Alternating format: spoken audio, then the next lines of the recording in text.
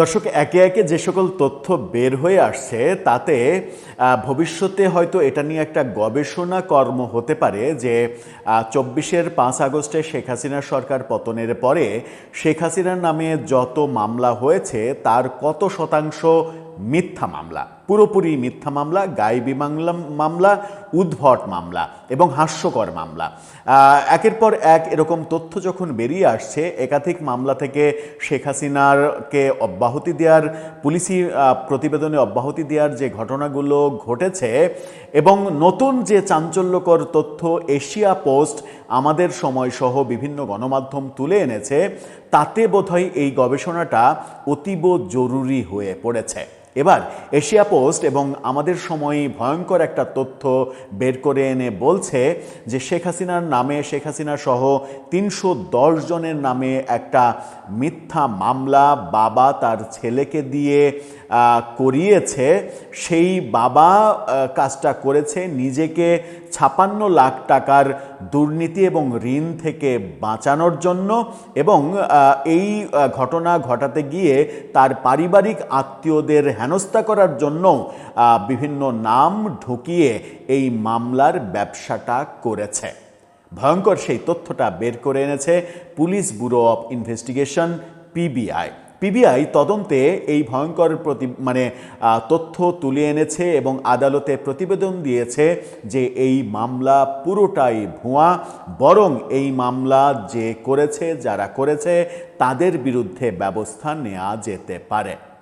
কি ভয়ঙ্কর ব্যাপার, কি ভয়ঙ্কর ঘটনাগুলো ঘটেছে প্রফেসর ইউনূসের মেটিকুলাস শাসন আমলে। চলুন একটু এই ঘটনাটা জেনে দেখি, বুঝে দেখার চেষ্টা করি এই ভিডিওতে। থাকবেন পলিটিক্স টিভির নিয়মিত আয়োজনে।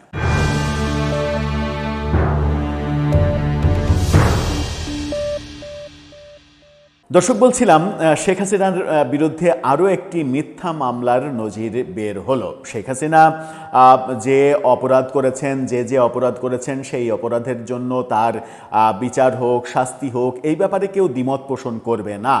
কিন্তু এই যে ঢালাও মামলাবাজি, সারা দেশে হাজার হাজার মামলা এবং যে ঘটনার সঙ্গে তার বিন্দুমাত্র কোনো সংশ্লিষ্টতা নেই সেরকম মামলায় ঢালাওভাবে তাকে ১ নাম্বার আসামি করার যে প্রয়াস, এই প্রয়াসগুলো একেবারে হাস্যকর পরিণতিতে যে যাবে এবং যাচ্ছে, সেটা একের পর এক তথ্য প্রমাণ ভিত্তিক তদন্ত বেরিয়ে আসছে, তদন্তে প্রমাণিত হচ্ছে।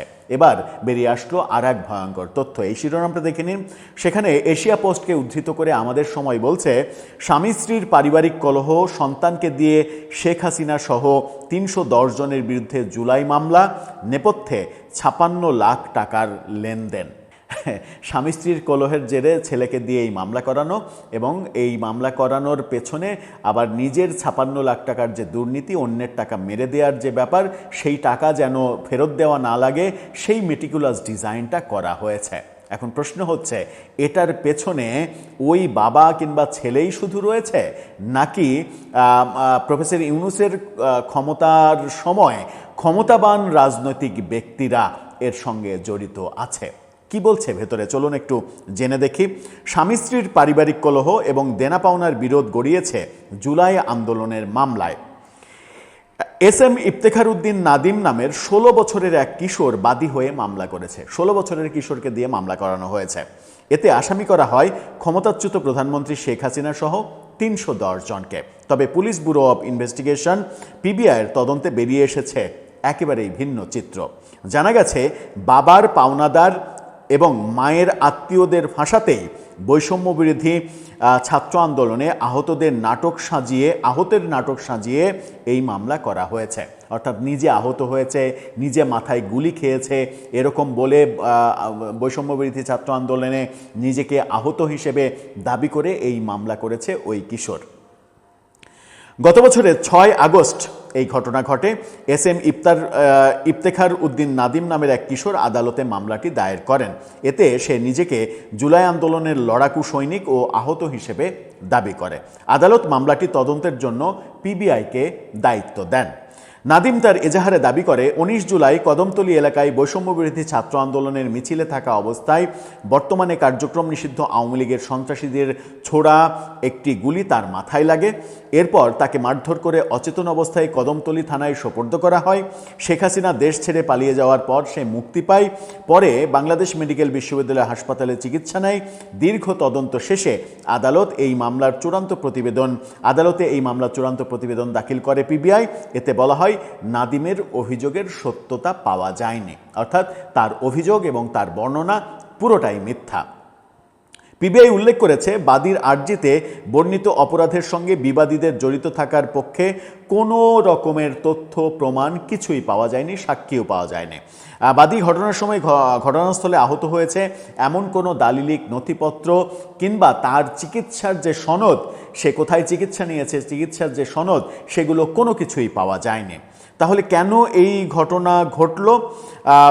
তারা ভিডিও ফুটেজ সহ বিভিন্ন কিছু বিশ্লেষণ করে দেখেছে পিবিআই যে নাদিমকে কোথাও দেখা যায়নি, এমনকি তার চিকিৎসা সনদও নেই।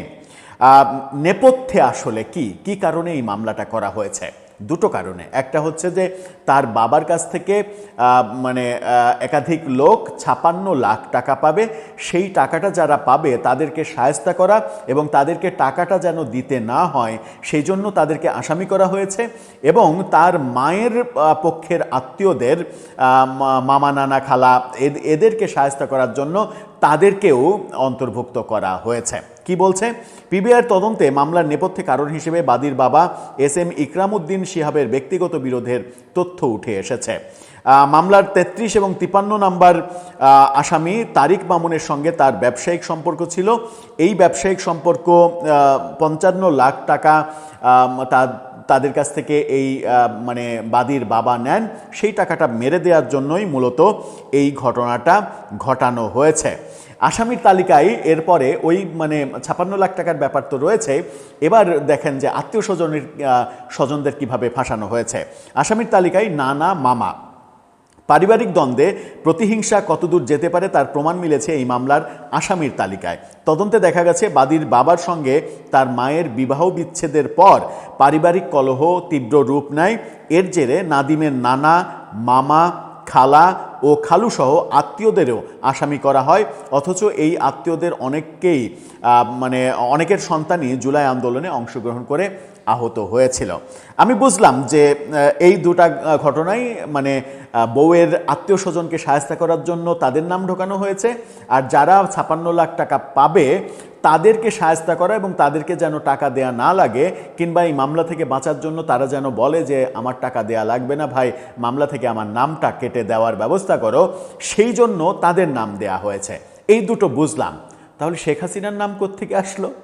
শেখ হাসিনা কিভাবে কদমতলীতে গিয়ে তার ছেলের মাথায় কথিত গুলি করলো, যেগুলির কোনো চিহ্ন, মাথায় গুলি লাগলেও নাকি মানুষ বাঁচে, এবং মাথায় গুলি লাগা ১৬ বছরের কিশোর বেঁচে থেকে চিকিৎসা শেষ করে সে মামলা করছে এবং সেই মামলায় এই মেটিকুলাস ব্যাপারগুলো ঘটাচ্ছে।